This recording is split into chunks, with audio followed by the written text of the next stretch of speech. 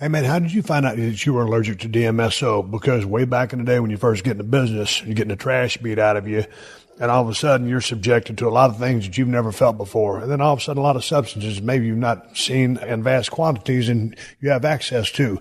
But one of the things that we would do back in the day to combat an injury was to grind up a couple of aspirin and then put your hand in a sandwich bag, a Ziploc bag, and put the DMSO so it didn't go through your fingers.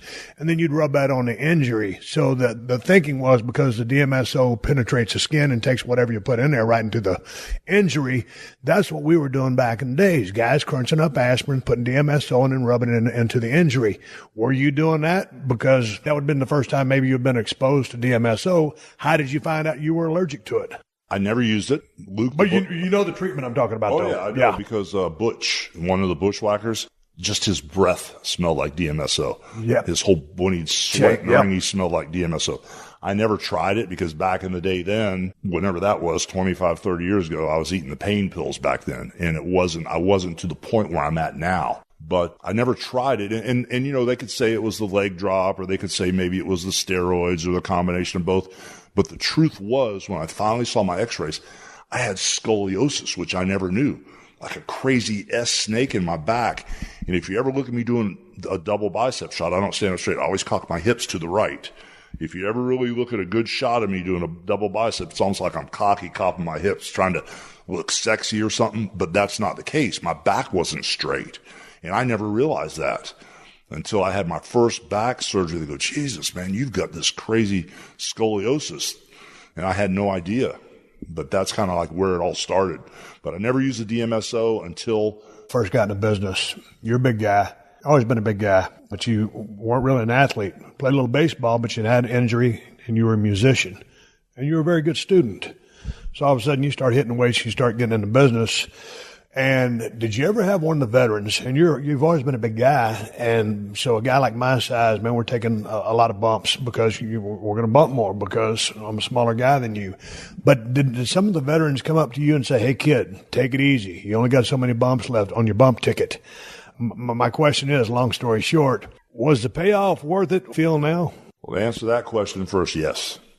I agree. I wouldn't change a thing. I mean, it was a great life. It was fun. I loved the business. I mean, anybody that really knows me can tell you how much I love wrestling. I'm a fan. I'm a mark. I'm the biggest mark you've ever seen. I'm a huge fan of yours. I'm a mark. When you were coming over today, my wife goes, I haven't seen you this excited since we were married. I mean, I'm a huge fan. So I just love the business. But when I first started, they said real wrestlers don't wear knee pads. That was the rap I got from Hiro Matsuda when he broke me in the business. He goes, if you're a real wrestler, you don't wear knee pads. So about a year into the business, trying to do 20-minute Broadways with Brian Blair and, you know, Gordon Nelson and all these crazy guys that were just bending my head around and sticking it up my ass. I couldn't wrestle, and they could wrestle. After about 2 years, I had to start wearing knee pads because my knees were already blown out. All those injuries that they said, kid, if you keep doing that, 25, 30 years from now, you'll be sorry. It all came back to haunt me. Everything they said was true. All the stupid crap and the dumb bumps on the concrete in Japan and all the stuff with Hansen and all those idiots. I feel every bit of it today. Man, when I watch some of your old tapes back, dude, you were pretty damn quick on your feet. And a lot of people don't remember that, maybe from some of your later matches. But, dude, you were pretty damn quick on your feet and also had some sugar holds, some shoot holds, and had some wrestling background. But is that because of the time that you spent in Japan or from your time with Gordon Nelson or some of those shooters? Because you worked a big man pro style, but when it come down to it, you could also wrestle. But that wasn't your style to technically wrestle, but you could. Yeah, well, that was the whole thing was – when I first got in the business, I lasted about 7 or 8 months. I went to school with Mike Graham. Eddie Graham was a promoter. I was like a year behind Mike Graham and Steve Kern. Steve liked me, but Mike and I really didn't get along until later in the years we became good friends. Was that the heat because you didn't play football? Crap. Yeah, high school crap. I didn't play football. I was long-haired playing music.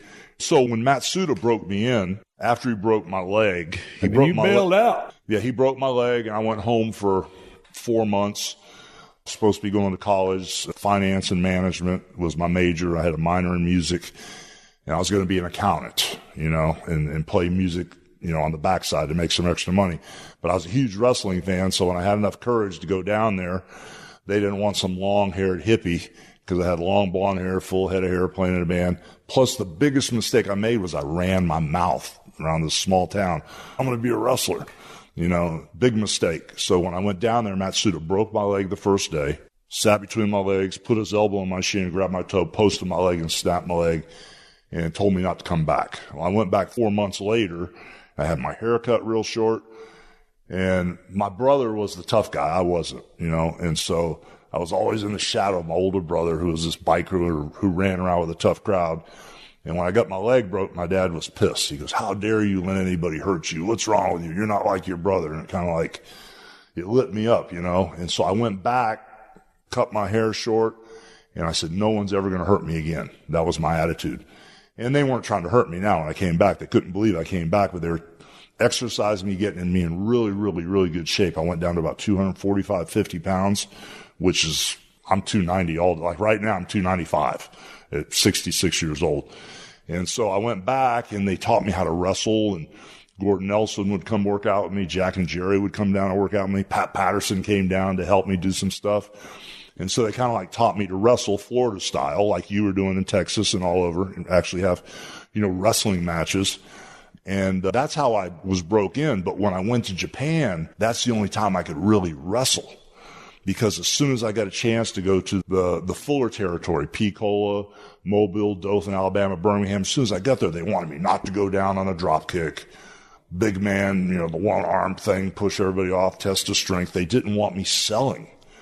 They wanted me to work like Andre kind of, because I was, 300 pounds. The biggest guy in the territory. So it was tough because I wanted to actually wrestle and take a backdrop for somebody or a hip toss or an arm drag, but they said, you can't do that. So even when I went to Minnesota, fast forward years later, Vern Gagne goes, we don't want you going down.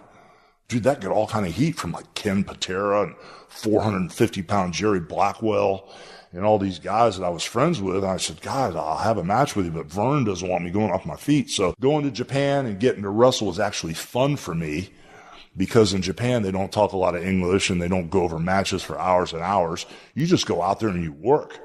And so for me to go to Japan, I was in my heyday. I was having a blast there, but we did do a lot of technical wrestling in Japan, which they wouldn't let me do here.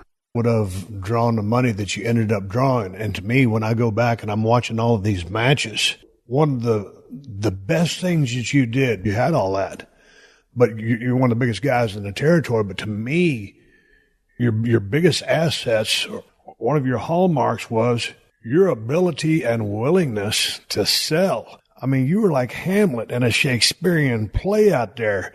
You sold your ass off. One of the biggest, other than Andre, biggest guys in the territory. Who ingrained that into you to the level that you took it to? Because there's few people that I've seen have the ability to read and understand a crowd like you could. Where did you pick up the salesmanship? Because you were basically a gigantic white meat baby face. I'm a real American, all that stuff with WrestleMania 1 going forward. Tell me about the salesmanship, because you don't see a whole lot of big guys like you sell to the degree that you did. And I think that's why people were able to get so much heat on you. Well, I got to kind of set it up first with a woe is me story, because, everybody talks about the fake wrestling, and all that, but you do get hurt. We all know that. So the woe is me story goes, I started having my knees scoped many years ago. Right knee 4 times with a scope.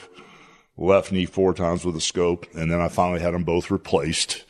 Then I had both hips replaced. Then I went in for 1 back surgery, and it turned into having 9 back surgeries. And I actually wrestled The Rock with a knee replacement, a hip replacement. And then when I had the other knee and hip done, I kept going. So, I was still wrestling, but as soon as they cut on my back, it was game over. I was hoping that if they cut on my back one time, I'd have the fusion like Shawn Michaels and I could keep going. But the doctors that wanted me to have the fusion said, try everything else first. So I went to a place called Laser Spine.